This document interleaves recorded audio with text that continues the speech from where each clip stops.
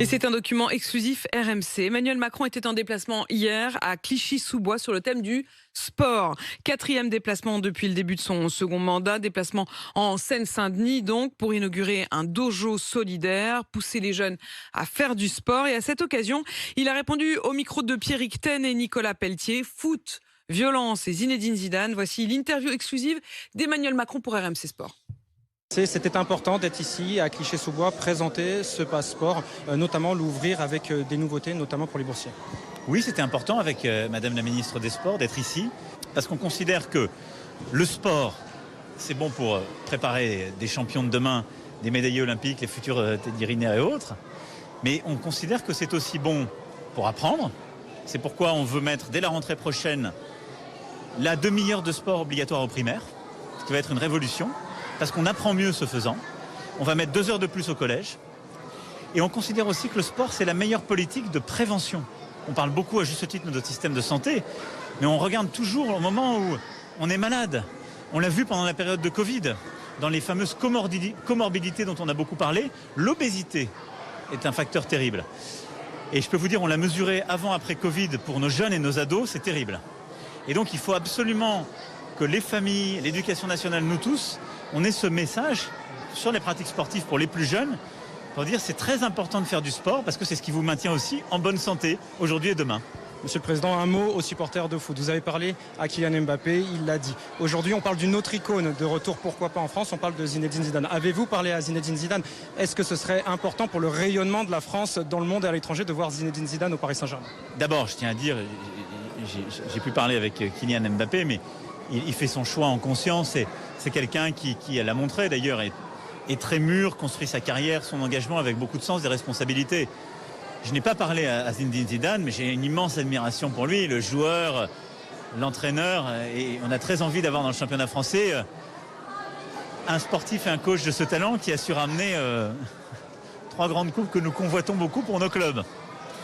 Donc moi je souhaite pour le rayonnement du championnat français pour la France qu'il revienne et qu'il vienne entraîner un grand club français. Ce serait formidable.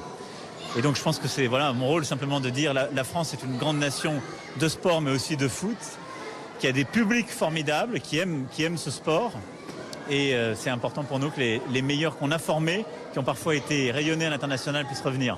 Dernière petite question concernant la déclaration de Vincent Labrune. Je vais vous la lire. On doit être les dirigeants d'un football moderne et innovant et en aucun cas ceux du chaos et de la guerre dans les stades. À l'instant même, ils ont décidé de mener une enquête indépendante.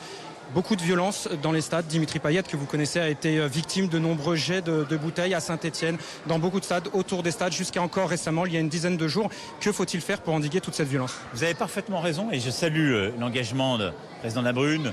Je salue l'engagement aussi du président Le Gret et l'esprit de responsabilité de beaucoup de sportifs. Dimitri, vous l'avez évoqué d'ailleurs, lui-même a eu des propos très forts, très responsables lorsqu'il avait subi, je le rappelle, sur la pelouse, une agression. Je pense que d'abord, la transparence est très importante et on peut tous s'améliorer.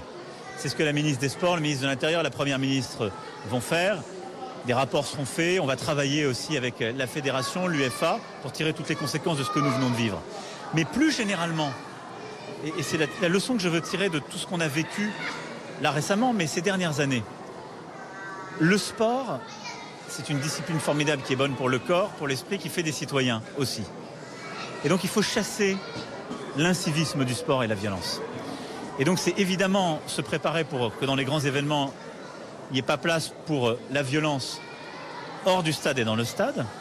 C'est être intraitable dans le sport pro ou amateur pour dire les propos haineux, le racisme, l'homophobie n'ont aucune place dans les stades. Aucune. Et ça c'est un travail avec les fédés très important pour être intraitable, rigoureux, prévenir et avec les clubs et les supporters et justement pour former les supporters, changer la mentalité. Et 3, c'est un travail d'éducation. Parce que c'est dès le plus jeune âge qu'il faut, avec l'école, avec les clubs de sport, avec les fédés, dire quand on aime un sport, on aime la discipline qui va avec. Je veux dire, quand on crie, qu'on est violent, qu'on insulte, qu'on a des propos racistes, antisémites, homophobes, on n'aime pas le sport parce que ce n'est pas la valeur du sport. La valeur du sport, c'est de respecter un arbitre, c'est de respecter son adversaire, c'est de savoir jouer avec ses coéquipiers quand on est dans un sport collectif, c'est de savoir avoir des disciplines de groupe, même dans un sport individuel comme le judo. C'est ça le sport, rien d'autre. Et parfois on l'a perdu en considérant qu'il y avait des rites ou des habitudes qui pouvaient être prises et qu'on l'avait toléré. Non. Et donc il faut que tous les acteurs du sport nous aident à ne plus le tolérer. On est intraitable, on est tous responsables et on va éduquer aussi différemment.